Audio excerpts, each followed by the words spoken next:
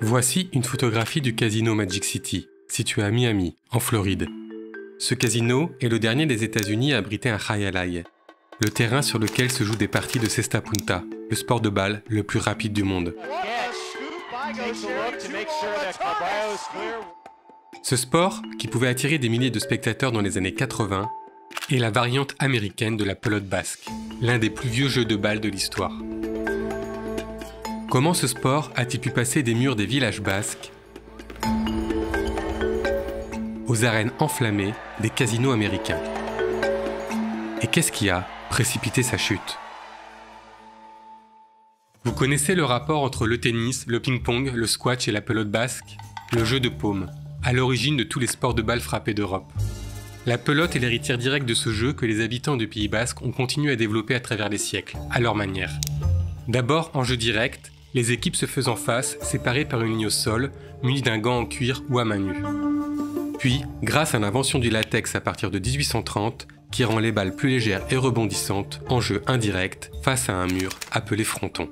Ça a amené une perception différente du jeu puisque ça a amené vachement plus de rebonds, vachement plus de possibilités de jeu. La pelote c'est un jeu de mouvement, de placement. L'essentiel c'est de placer la pelote là où l'adversaire n'est pas, donc il faut toujours occuper beaucoup l'espace. Et justement ce latex-là va permettre d'aller plus loin dans les trajectoires, dans le déplacement du jeu. Et en fait ça a permis d'étendre un petit peu les dimensions du jeu. Face au mur, les joueurs s'éloignent et de nouveaux équipements apparaissent, pour faire parcourir de plus grandes distances à la balle. Le plus célèbre d'entre tous est le Chistera.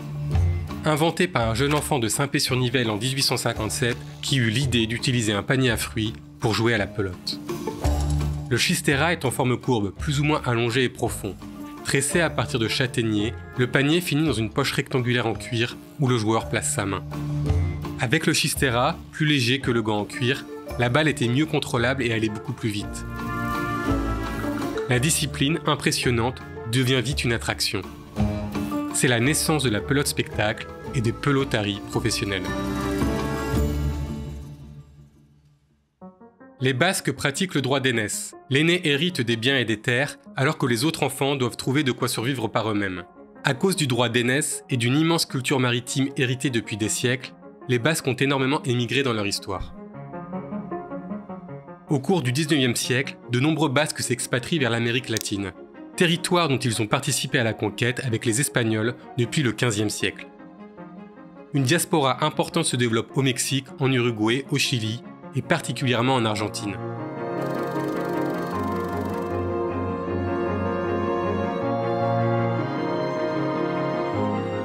En fait, ça a complètement tissé la toile, on va dire, de la culture basque sur presque la carte du monde qui à la base n'était pas du tout faite pour ça, quoi. Ça a amené cette culture partout.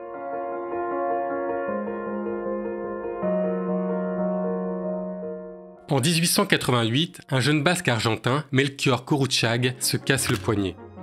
À cause de sa blessure, il décide d'adapter un chistera, plus grand, et surtout muni d'un gloître pour retenir la balle. En retenant la balle, son invention permet de jouer en deux temps. Stopper la balle dans le gant avant de la relancer s'appelle la chiqui. Et c'est ce qui va donner toute sa particularité à cette nouvelle discipline. En stoppant la balle, le joueur peut alors faire les quelques pas qui redonnent l'élan à son geste d'attaque. La vitesse du lancer est décuplée, le terrain s'agrandit et le jeu devient encore plus spectaculaire. C'est l'invention d'une nouvelle discipline, la cesta punta. Dès 1904, les Américains font l'expérience de la pelote basque à l'exposition universelle de Saint-Louis. De nombreux frontons sont construits dans tout le pays, notamment à Miami, qui ouvre son premier jai alai en 1929. Le sport devient vite une alternative aux courses de chevaux et de chiens pour les paris mutuels. Le pari s'est pas installé de manière officielle ici parce que tout simplement c'était pas possible, mais ça a eu parié, ça parie encore, je sais que les anciens ils aiment beaucoup. Au début du XXe siècle, le sport est aussi très populaire à Cuba, l'île voisine, qui compte une grande diaspora de joueurs. Les paris sont légion et le sport est directement intégré au casino. Je pense que la pelote a pu s'installer sur ces territoires-là initialement parce que déjà ça laisse personne insensible de voir ça. C'est quand même un jeu qui est en tout cas pour parler de la cesta, qui est assez troublant, quoi. Et en fait ça a été, je pense, un peu au début du 20e, là, une niche parce qu'il n'y avait pas grand-chose sur ces territoires en termes de jeu. La révolution communiste de 1959 à Cuba interdit subitement les jeux d'argent sur l'île et pousse ses champions à l'exil. Tout comme un grand nombre de parieurs et de propriétaires de casinos qui trouvent refuge en Floride. Dans les années 60, la Floride devient très vite le haut lieu international de la cesta punta. Les joueurs intègrent les casinos, jouent entre eux au sein de chaque établissement. Quand on rentre dans une installation là-bas, déjà le côté absolument dantesque d'un Raialai qui fait 15 000 places, alors qu'ici ils en font 2000 au grand maximum, quoi. On se dit mais qu'est-ce qui s'est passé ici, quoi. Enfin, c'est incroyable. On voit la poussière sur les vieux ordis, on sent que vraiment il y a eu du jeu, qu'il y a eu de la vie, quoi.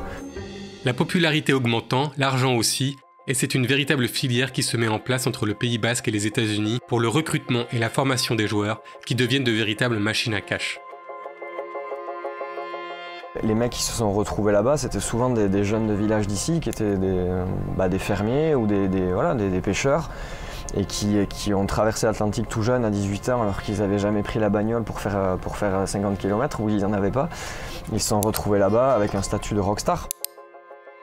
Tout simplement parce qu'il y avait des frontons qui tournaient à plein régime, il y avait beaucoup d'argent injecté et il n'y avait pas encore tous ces sports qui sont arrivés un peu plus tard aux États-Unis dans les années 80, la NBA, le baseball, le football américain, etc.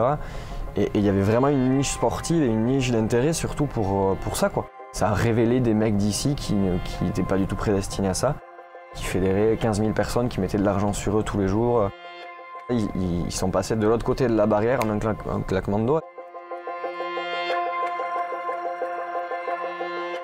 Très personnellement, moi j'aurais tendance à penser que oui, que c'était presque trop beau pour être vrai et que la chute, un peu, ce qui précipite un peu tout ça, c'est que tout est arrivé d'un coup.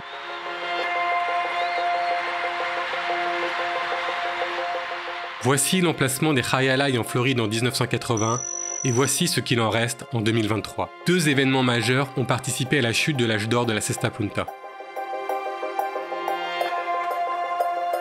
Très vite, la mafia s'est intéressée au Raialai en raison de son potentiel lucratif et de la possibilité de manipuler les résultats des matchs pour en tirer profit. Plusieurs événements majeurs ont mis en lumière cette corruption. Le propriétaire de World Raialai, Roger Wheeler, a été assassiné en 1981 après avoir découvert un système de détournement de fonds impliquant des membres du gang de Winter Hill, dirigé par le célèbre mafieux de Boston, Whitey Bulger. Le First National Bank of Boston, qui avait financé le développement du Raialai aux États-Unis, a plaidé coupable en 1985 pour blanchiment d'argent, dont une grande partie provenait de la mafia. Les liens entre la mafia et le Raialai ont contribué à ternir la réputation du sport et à alimenter les soupçons de corruption et de matchs truqués. The FBI now has an active investigation into what appears to be either a struggle for control over or just control over information about World Raialai. But the investigation keeps getting stalled because key people keep turning up dead. En fait, je pense pas que les joueurs aient été directement concernés. Et ce qui est très paradoxal, je trouve, moi, dans cette histoire-là, c'est que bien souvent, ce qu'on disait tout à l'heure, c'est des mecs, des garçons de ferme qui se sont retrouvés là-bas et culturellement, au Pays Basque, dans la personnalité des gens, les gens sont assez taiseux, assez pudiques, assez, voilà, il y a beaucoup d'humilité et beaucoup voilà, on parle pas beaucoup, on fait un peu les choses comme ça et voilà. En 1988, un autre événement va définitivement sceller le sort du Raialai aux États-Unis.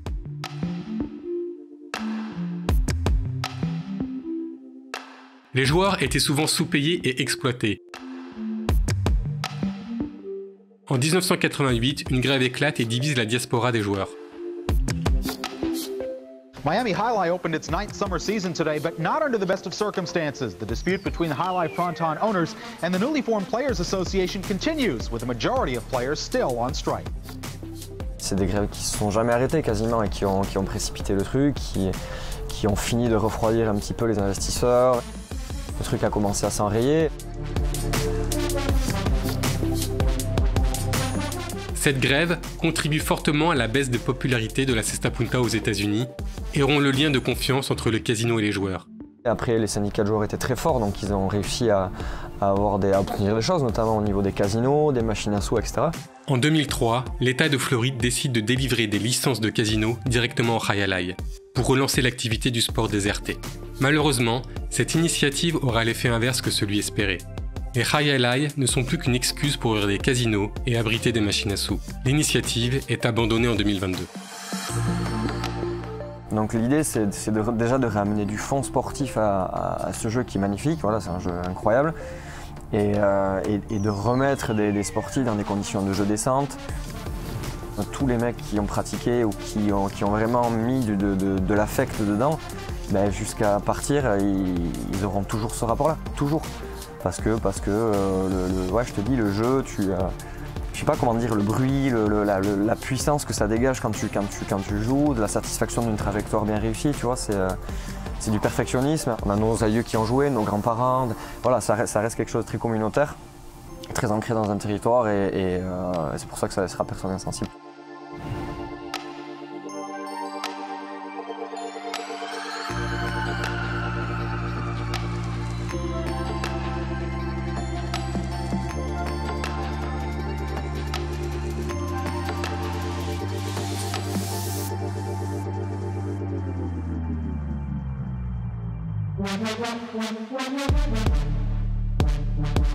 Wow.